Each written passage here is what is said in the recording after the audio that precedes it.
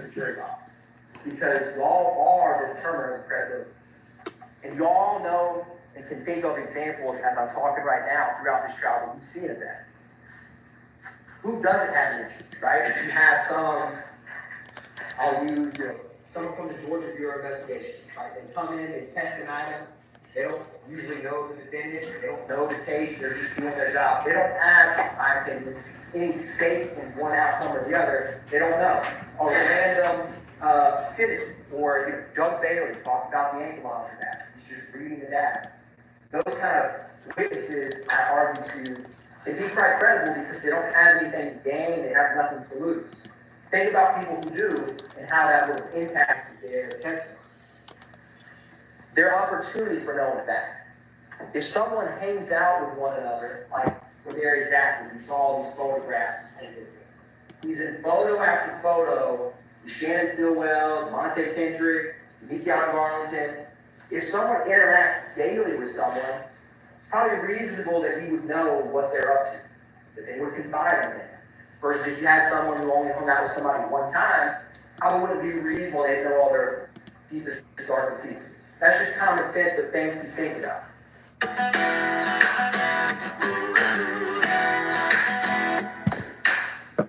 Well, nigga, a lot of they mama, a lot of they kids, a lot of they brothers and sisters, they didn't get ready in the courtroom and tell the God honest truth. Fuck, nigga. Don't get it. Y'all niggas need to get fucking killed, bro. You snitching bitches. From me and YSL. That's what's said outside of court. These are all witnesses who testified that were either co-conspirators or indicted on this case. And ask yourself, you could know it just as well as I right before if the state would ask, is YSL a gang? The words music group, you know it's about to come off, or I've never heard of that. I said gang, G-A-N-G. I didn't say G-A-N-G, even though you just heard them say gang. Think about that and why people would come in here and think about what they said. I mean, when Gary Zachary said that these two defendants confessed to him to murder Donald Thomas the night of the murder, you don't think he's going to come in here and back us off that? Think about Mooney Lee, the bragging or boasting about the murder. We put that on our tombstone. The things he knows when he's sitting up here don't sound good in a trial of his friends, fellow gang members, and co-conspirators. So he's going to back them off. Think about Walter Murphy, Antonio Slash.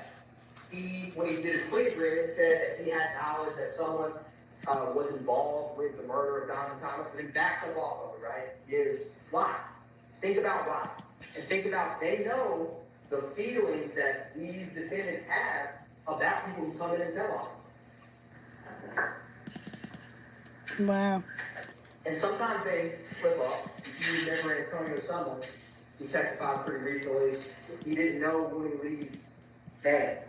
So he said, what's his slime? Change it. Stop. He took a little pause and he meant what's his nickname. But he said, what's his slime name? Those kind of clues or slip-ups, remember those, because they're important. Here's another example. Make sure y'all hit the like button. Drop me some super chats. Tell me what y'all think. I thought Love or Hilton was going to do the closing argument, but I guess not. Here, you heard that co-signs. And on his chest, the price of loyalty is wealth. The price of disloyalty is death. So these witnesses who say incriminating things about them in a police station or outside the court, when they come in here and are sitting in a witness box 10 feet from them, how do you think they know this? That's these defendants' own words about people who come in and testify against themselves or others. That's their feelings on it. Things that these witnesses know very well. Kenneth Copeland. This is Kenneth Copeland outside of the criminal court. Last words, shout outs before we get you out of here. Shout out to the game. YSL for life. You know what I mean? YSL for life. And these are photographs he's had. He has known Shannon Stillwell for almost the vast majority of his life. Most of these photos show the length of time. Look at these photos with Ken. These are all photos of Kenneth Copeland and both of these defendants in trial. Wow. They are friends. They know each other very well. And Kenneth Copeland would not want to say something, I argue, But y'all gave him immunity. that would want to hurt. That's just common sense. And think about that when you hear what people say to a police station when it should Texas Jason or Dennis, or what they say in the sport. Quavier Zachary, outside the court. Yeah, big Bruce Knight trying to take over. Oh, fuck you mean? I got all my niggas with me with Bruce Knight. Where we at, y'all? Bruce, yeah, YSL, bitch. Fuck wrong, child. Play that Elmo for you monkey niggas. Yeah. Big guns. Beating right now, son. Now that's video from May, roughly February, March, April, 4 months after the murder of Donald Thomas. That's what Quavier is exactly saying. You don't think he knows who did what? I argue to you. And then when he comes into court, right, he doesn't recognize the snake emoji, or he makes jokes about the color green, things that he thinks will hurt them. You all pick up on this. I saw you write notes. You can see their reaction. You can see if someone's uncomfortable, comfortable. All of those things you all are equipped with and can use when you weigh testimony. Parties to a crime. This is a principle that's going to come up in this case. Parties to a crime. Think about this. 4 people go to rob a bank.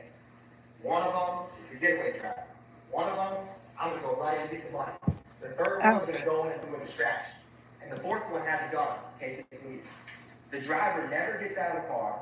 They get to the bank. The guy goes in to get the money. The security guard realizes it's a robbery, pulls out his gun, and the guy with the gun behind him shoots and strikes the security guard. And then they all 4 get away and leave. As parties to a crime, they all played a role or a piece in that crime. So they would all be legally guilty of that murder if those facts came out into the trial. So a party to a crime is not necessarily the person who pulled the trigger. It could be the driver. Now, this is going to show you an illustration of what I talked about, because this isn't at first stick out. Oh my God. All the different roles. And if it was either intentional murder or say the security guard shot and killed one of the robbers. It'd be a felony murder that comes up. And so all of them would be guilty of this fact matter of that. So in this case, what Copeland and Zachary say about defendant Kendrick is he was driving the Infiniti Q50. Mm-hmm. If he's driving that Infiniti Q50 while Shannon Stillwell, Demise and Bowen are shooting 7.62 and 9mm shell cases into the body of Donald Thomas with Justin Kyle Duwop, that's party to a crime. That's an example of this case. It will come up in some of the overacts that we're going to talk about soon. Mr. Atkins. Yes, Your Honor.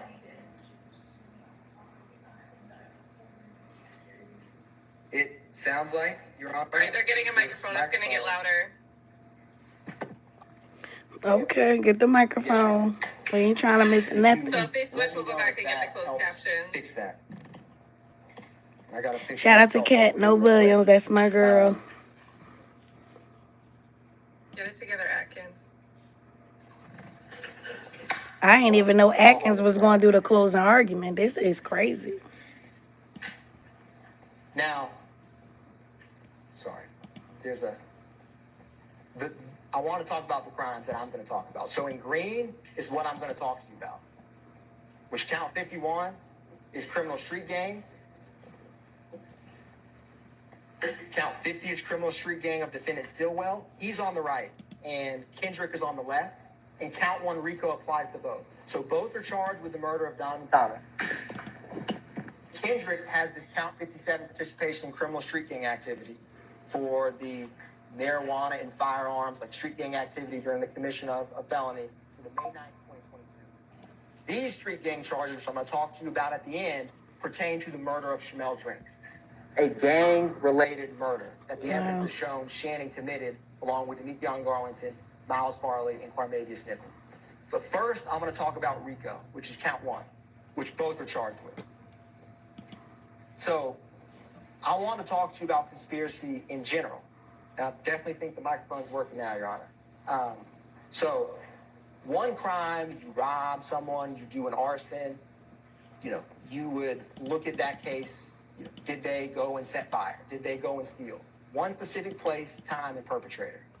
You've already heard about a conspiracy to do armed robbery when I use that bank robbery analogy.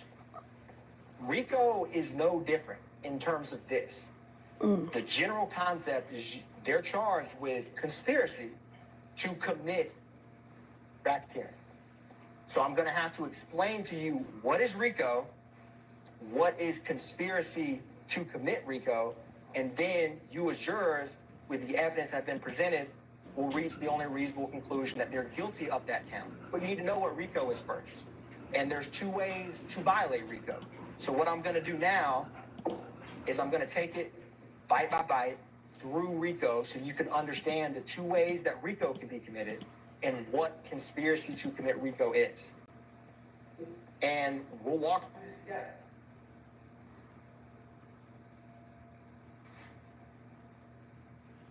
I've already explained conspiracy in general. Now, this bank, I've used the bank analogy. If this group who robbed the bank, don't have to be some sophisticated mob syndicate. If those four are just sitting around and say, let's be the bank robbing boys, then we'll sell drugs on the side and we'll shoot people, the rival bank group, and we're going to call ourselves the BRC, bank robbing group. If they got tattoos of BRC, they got necklaces of BRC, they say, hey, we are BRC. If they went and all knowingly and willingly agree to be a part of that, knowing that a pattern of racketeering. I'm trying to see how I can set this up another way. That concept is what we'll be talking about.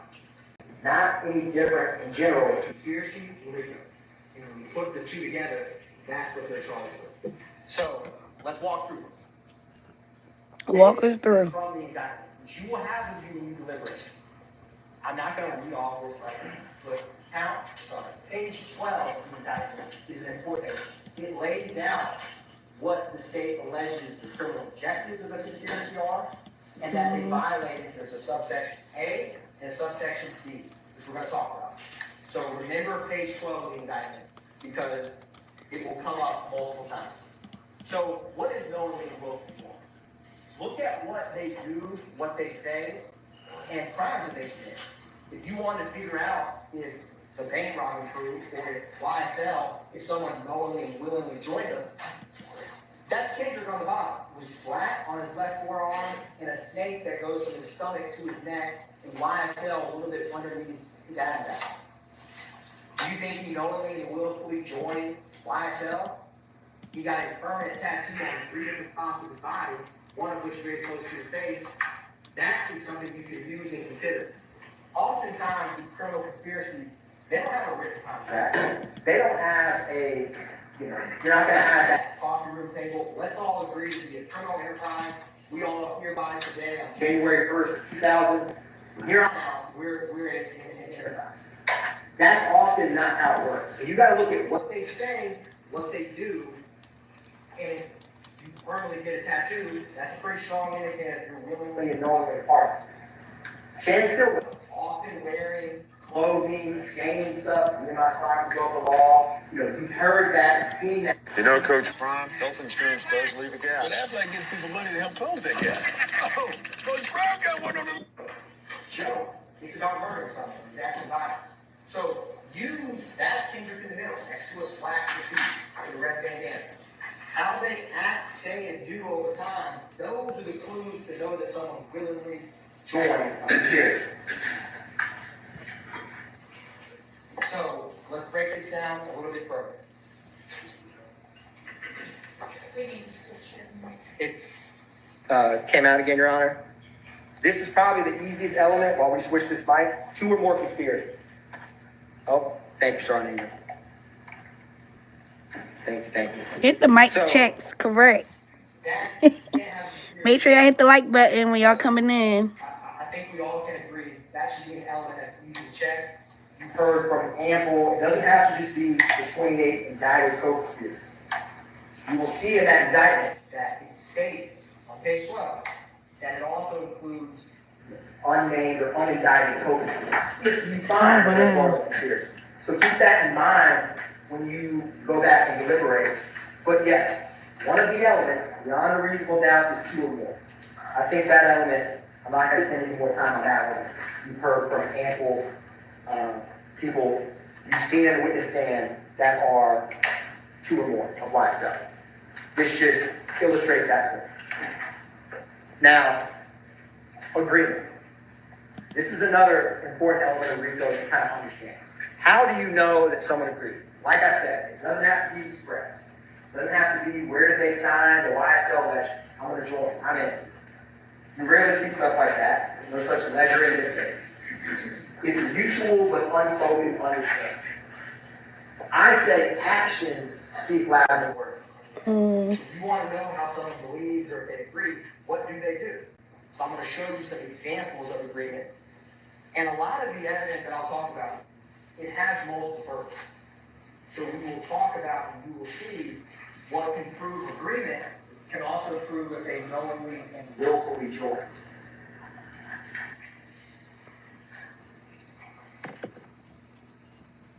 Let's see. I'll keep working on this. So,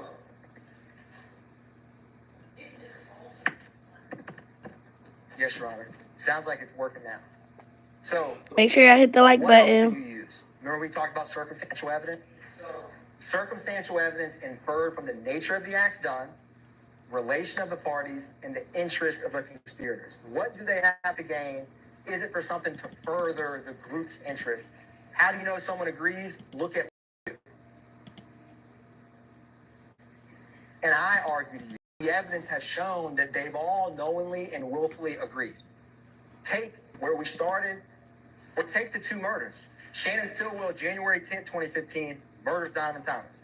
March 14th, 2022, Shannon Stillwell, with 3 other YSL members in both times, murders Shamel Drinks. If you have to ask yourself, did he knowingly and willfully agree to be a part of YSL criminal enterprise with 2 gang murders? That's an easy question. That's the most clear example of if someone murders a rival gang member twice, I think it's pretty clear that they knowingly and willfully agreed, regardless if they signed on the dotted line. Same with other crimes and acts. The same shit that got Big and Tupac killed, little fuck, nigga. What's that nigga? Some bitch ass. Wow. Hey, gang, you bring your pussy out here, you gonna see me. I'm at your fucking neck. So again, what do they say? This is Kendrick and Wooney Lee. You know, you have all the Make America slime again. You have Kendrick with YSL pennant, and you have Shannon Stillwell where someone in the background says YSL for life. That's just one example. You've obviously seen and heard from multiple. But what do they say? What do they do? Are they publicly or actively or oftenly saying, yes, I'm a part of this YSL, there's an us and a them? Yes. I think it's pretty clear that they have. Now, some of this I've talked about, actions or evidence. So let me give you a concrete example we saw just a couple weeks ago with Viverito. So, YFN Lucci Fly. This is from... Make sure y'all hit the like button. Where him and Jeffrey Williams, they send the text message, the flyer of Lucci. In 6 text messages, this principle of agreement, you're going to see agreement in action. This text is about to come up where all that's said, right? Flyer, Jeffrey Williams says, where's that at? Claremont, slatty handle, stay very low, slat for short, been out the way. They didn't say murder. They didn't say stab. They didn't say shoot. But in 6 text messages, it's readily clear that they're talking about enacting violence on YFN Lucci. That's agreement in one, barely a screen of a text message. That principle shows you, and think about this example throughout. What do they say with one another? What do they do with one another? That's how you can know agreement. It's just like you all have family and friends. You may text one word and they know what you're saying. I'm heading home. You don't say the address, right? Agreement can be inferred with very little words, especially with people who know each other very well. And YSL has its own lingo, so they don't have to say much. Slatty handle, he knows he will handle it. Other examples.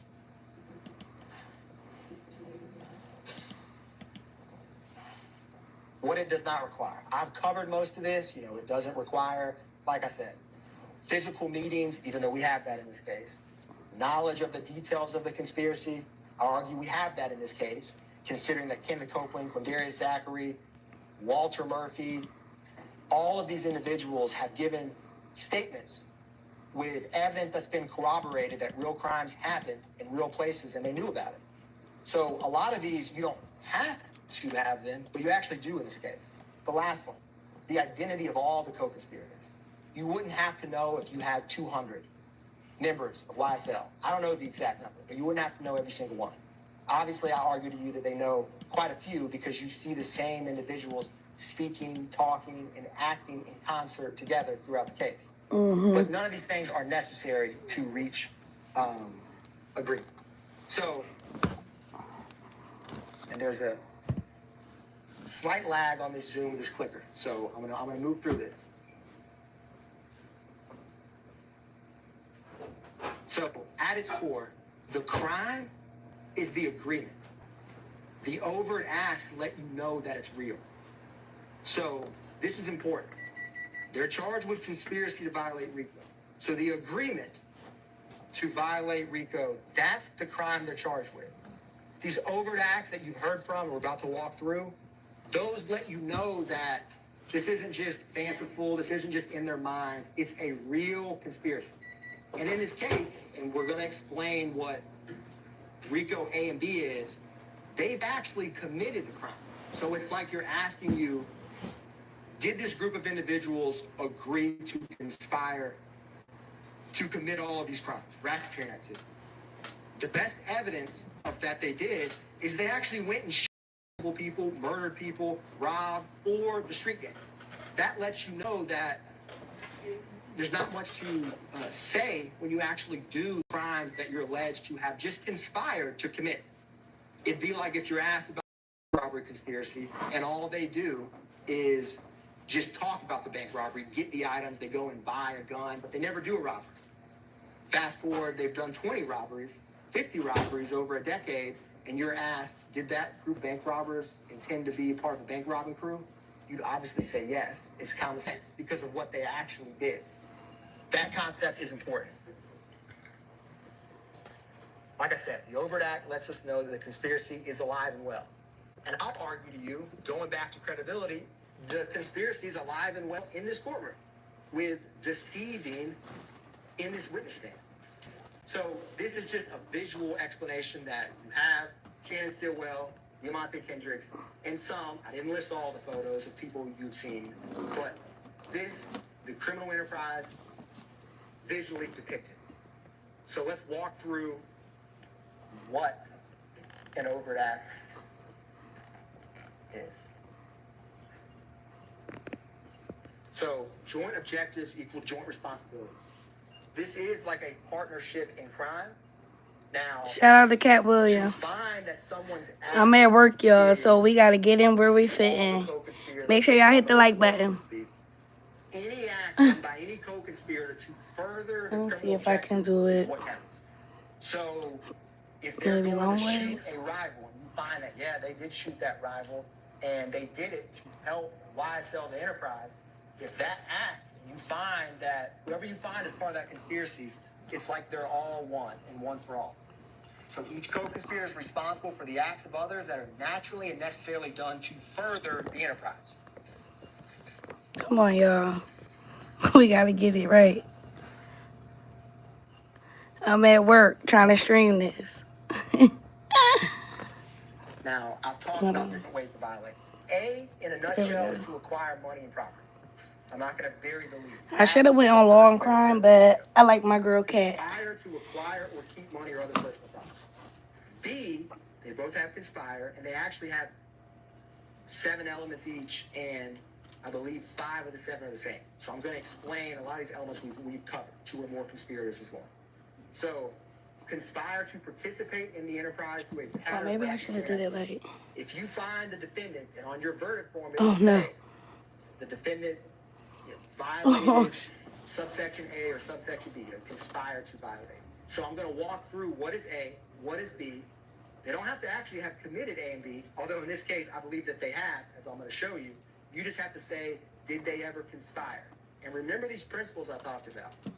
The unspoken words, what people do and say is the agreement, or the, you're not going to have that magic conference room meeting, so to speak, that's all captured when the conspiracy gets hatched. So let's walk through this. We're going to start with A. Keep it easy, keep it basic. I don't like it like And you're that. going to notice that when I talk about A, some of the acts can actually meet multiple ways. So you're going to see that certain evidence can actually impact multiple ways to violate RICO. So let's talk about subsection A of the RICO Act. Knowingly and willfully conspired with two or more co-conspirators to acquire or keep money or other personal property through a pattern of racketeering activity. I'm going to explain pattern of racketeering activity. It's two or more crimes that are explained and listed, and you will be instructed by the court on what they are, that within 4 years. And any of the co-conspirators committed an overt act with at least one in furtherance of it. Y'all don't worry about the setup. Just watch the closing statement. So that's A. I'm going to walk through some examples of A, and we're going to take this bit by bit. Armed robbery, Arshillian Bennett. Walter Murphy, Jeffrey Wood. May 13, 2013. You heard from the officer where she walked with her child from 988 Confederate Court to that zone precinct. Oh, let me get out the thing. That takes a lot of effort and time. So I'm going to use this top one while that bottom screen comes back. But, obviously she came in here and, did not want to acknowledge about the robbery, but I argue there's about to be a real bullet in her window that was taken by a crime scene tech who just responds to the scene. That is 988 Confederate Court, which comes up, that address and area multiple times. And she said that she told the officer at the time her Kel-Tec, the money, her purse was stolen. Acquire and keep money. Now, Walter Murphy, Jeffrey Williams, and she said someone that she didn't know, Jeffrey Williams' brother, that's multiple people doing it. That's one crime, one act. But when they work together, it's much easier to get property and items. And no one expects Ms. Bennett to come in here and testify. Certainly not back then, and certainly not now. You should never brought her on there That is then. an example of acquiring or obtaining money. It's robbery. Derek Dotson. Also in 2013, this is 5 through 7, Adrian Bean, the coin laundry, where Miss Marissa Cisneros' car flew over the ledge. I mean, Adrian Bean sat here for what felt like an eternity and didn't remember entire years, but he flew over while driving a car over a 6-foot embankment. Why did he not remember any of that? Just think about that. I think the only thing he said is that memorable moment where he's like, keep it a buck. And he took his mask off. But he clearly would remember flying over a wall. Why are we not coming here and talk about it? Now this, again, Walter Murphy, Jeffrey Williams, that's the location where Leonard Pass's car, which is that gray Dodge, right there is parked Summerdale Apartments. Obviously, this is in the Cleveland Avenue area because often these crimes are committed in the same locations, which will come important later. These are the firearms that they recovered from the car. Make sure y'all hit the like button. And then this is Mr. Derek Dotson, and you heard from Leonard Pass, who was with him. That's the car that was crashed beneath. And then this is a picture, Walter Murphy, Jeffrey Williams, the time he's throwing up rock crew. And if you remember, the background behind this is this slime, kind of green and black font. So, again, it's two YSL members acquiring up. I'm at work, so shout out to y'all for kicking it with me. Make sure y'all hit the like button.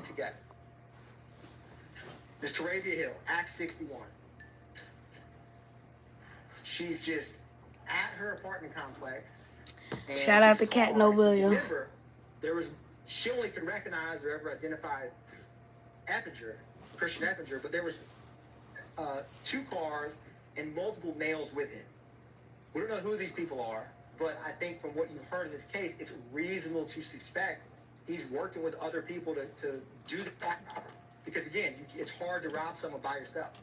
So working in concert, that's Miss Hill, that's her apartment complex in present day. That's Christian Eppinger from his public posting a firearm on social media. That's her wrecked car after it's found later. And where does the car go? Where Miss Hill lives, to Cleveland Avenue. Where do the guns and the Infiniti 250 from Donald Thomas go? They go to Oak Drive, where O.G. Bentley's house is. Common after crimes, they go to the same location. That's important because these same victims, same accomplices, same pattern is important for RICO. So keep that in mind as we walk through this. And he does all of this with, and it's hard to see from here, YSL on his face, no mask. She said, I can't remember if Miss Hill said I wore glasses or didn't wear glasses, but her eyes were working just fine. And he had nothing covering his face. Think about it. If you walked into Winn-Dixie with a nameplate and said, hey, I'm Christian Atkins, I'm here to rob you, no one would do that. So why would you publicly have the gang on your face when you do a crime? Because a face tattoo could stand out. Because they want people to know. You want the notoriety. You want the fear. Who robbed you? YSL. She doesn't know his name. Think about that. You have multiple people. And Walter Murphy, for those, I don't know the date Walter Murphy got his face tattoo. I know Ebinger had it for this. But Walter Murphy has a YSL on his forehead, right? So think about that public display of allegiance to the criminal street gang and when you in enterprise and when you commit the crime. Because that's important. Now, stolen firearms. I'm not going to show you or bring out every firearm we've introduced, but there's a lot of stolen guns. Think about, we don't know where all those guns came from. Sometimes you heard from the person whose home was burglarized or car was broken into. You said, yes, this was a report from this location. But, you know, you add these up, it's a decent number of stolen guns. These are all overt acts. You know, Jeffrey Williams, the Sig Saw, September 9th, 2013. Defendant Kendrick with Arnold when they were riding back into near Trestle Tree Confederate, the same location Miss Bennett lived at, right? On October 1st, 2015, after Martinez Arnold got jumped at Magic City. 40 cal stolen. FN 57, that is the stop that Officer Fikes did of Jeffrey Williams and Sergio Kitchen. Why are all these stolen? 2015, 2017, 2018, 2020. In 2022, you heard from Detective Liam Packer that it was some train theft from the ATF, that a cargo shipment. That's acquiring or maintaining property, stolen guns. Ask yourself where all these stolen guns come. You've seen, like when Quindarius Zachary is arrested with the gun on May 7, 2015, that came back with Nibin when Kilgore testified to the shooting of Miss Frida Reed's house. When it matched that, the guns exchange hands. The guns move around. And stolen guns are harder to trace. That's acquiring and maintaining property. And evidence of it. I just included a couple photos because we have a lot to cover. Make sure y'all hit the like button. That is stolen property, all tethered to A. In 2022, right? This is the gun that was reported